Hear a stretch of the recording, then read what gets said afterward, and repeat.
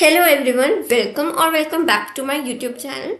In this video, I'm going to discuss with you how you can score 100 on 100 in accounts CBSE class 12. I scored 95 in my boards, but I will tell you all the tips how you can score 100. So let's start with the video. So first thing I want to talk about is calculations. देखो calculations आपको सारी manually करनी पड़ेंगी वहाँ पर, तो you should be quick and clear in your calculations.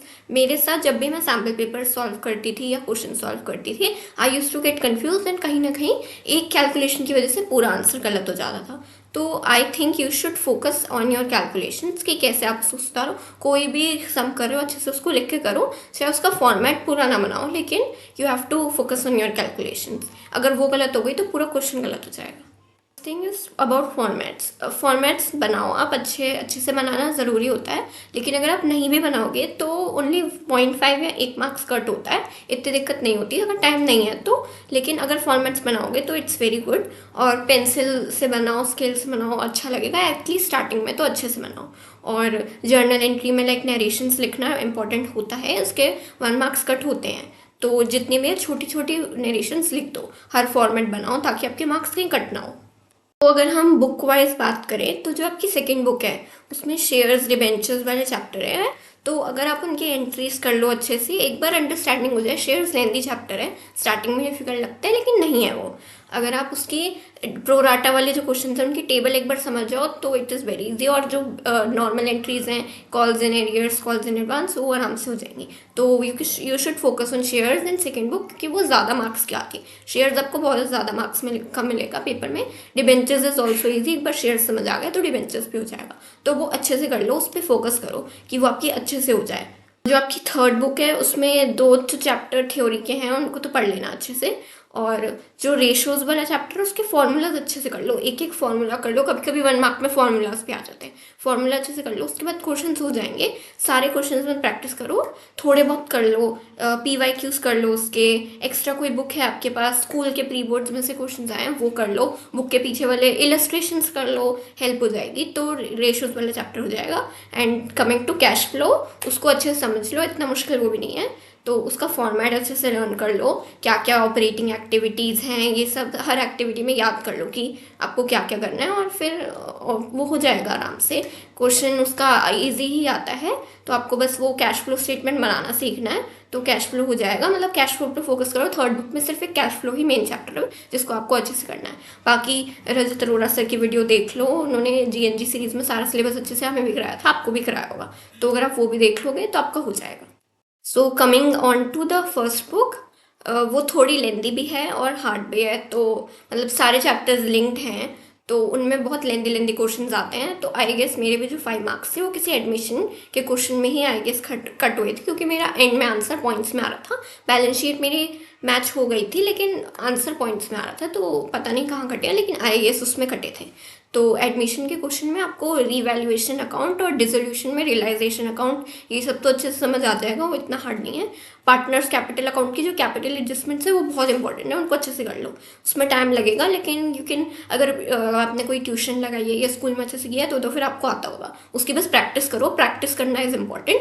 Admission, retirement, dissolution, सब chapters की अगर आप अच्छे से प्रैक्टिस कर लोगे ना तो आपकी गलती नहीं होगी. जब मैं भी प्रैक्टिस करती थी मेरा कोई भी आंसर सही से नहीं आता था, लेकिन पेपर में you have seen the score. तो लेकिन आपका कॉन्फिडेंस लूज मत करो, उसमें प्रैक्टिस करते रहो. एडमिशन, रिटायरमेंट पे आपको प्रैक्टिस ही चाहिए क्योंकि it is very lengthy question. पहले आपको पार्टनर्स कैपिटल अकाउंट बनाना है, रिवैल्यूएशन बनाना है, बैलेंस शीट भी बनानी है, तो वो प्रैक्टिस के बिना नहीं होगा. तो यूट्यूब रेफर कर लो, अगर नहीं आता है तो उसका कॉन्सेप्ट लर्न कर लो और फिर उसके बाद आप क्वेश्चन प्रैक्टिस करो. Next thing is about sample papers. तो देखो सैम्पल पेपर्स करना इंपॉर्टेंट होता है फॉर अकाउंट्स. उसके बिना काम चलता नहीं है. लेकिन अगर आपने नहीं करा अभी तक कोई भी, तो जितना भी टाइम है उसमें एटलीस्ट 3-4 तो कर लो.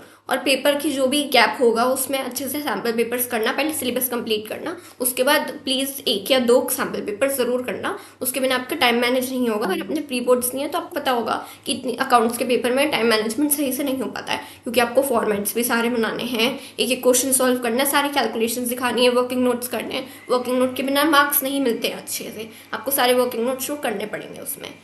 और उसके बाद सैम्पल पेपर से आपको अपनी गलतियां पता चलेगी कि आप 3 घंटे में वो सारी कैलकुलेशन सही कर पा रहे हो नहीं, क्योंकि मेरे कभी भी प्री बोर्ड्स में नंबर नहीं आया अकाउंट्स में, और I use to score around 50-60 out of 80, लेकिन बोर्ड्स में आ गए। वो प्रैक्टिस मैंने प्री बोर्ड्स में करी। उसके बाद I use to solve a lot of sample papers, तो मैंने किए थे अराउंड 10-11 तो मैंने किए थे।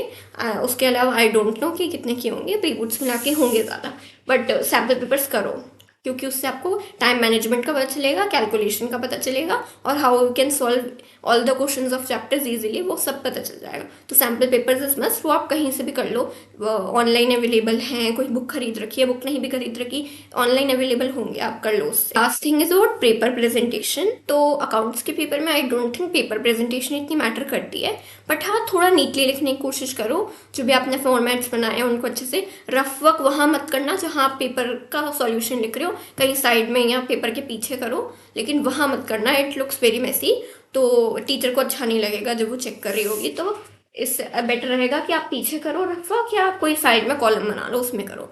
तो बस ये है कि नीटली करना, बाकी तो इतनी कोई पेपर प्रेजेंटेशन मैटर नहीं करती है। और 1 मार्कर्स में से एक एक लाइन छोड़कर लिख देना, 1 मार्कर्स अच्छे से सॉल्व कर देना, और 1 मार्कर्स में हो सके तो जो प्रैक्टिकल वाले क्वेश्चन हैं उनको सॉल्व करके दिखा देना, अच्छा इंप्रेशन बन जाता है, तो हो जाएगा वो। और एमसीक्यूज में I guess practical and theory तो आपसे हो ही जाएगी, प्रैक्टिकल की थ्योरी भी अगर आपको सारे कॉन्सेप्ट्स आते हैं तो हो जाएगी, और थ्योरी भी डायरेक्ट आती है, अच्छे से हो जाएगी। जो प्रैक्टिकल सम्स आते हैं एमसीक्यूज में वो जनरली ईजी आते हैं बोर्ड्स के पेपर में, तो वो हो जाएंगे, थोड़ी सी प्रैक्टिस कर लो। बुक के पीछे एमसीक्यूज अवेलेबल है, मेरी तो डीके गोयल थी तो उसमें अवेलेबल थे, मैंने डीके गोयल से प्रैक्टिस की थी 12th में, उसमें अवेलेबल थे। तो आपके पास जो भी बुक है उसमें चेक कर लो, उसमें एमसीक्यूज मिल जाएंगे, नहीं तो ऑनलाइन चेक कर लो, थोड़े बहुत एमसीक्यूज प्रैक्टिस करो, हो जाएगा, नहीं तो सैम्पल पेपर से भी आपके एमसीक्यूज प्रैक्टिस हो जाएंगे। So that's all for this video, I will see you in the next video. और आपके जो भी सजेशंस हैं कि आपको नेक्स्ट वीडियो किस बारे में, प्लीज़ आप कमेंट करो, and please subscribe to the channel. अगर आपको वीडियो अच्छी लगी तो please like and comment. Thank you so much.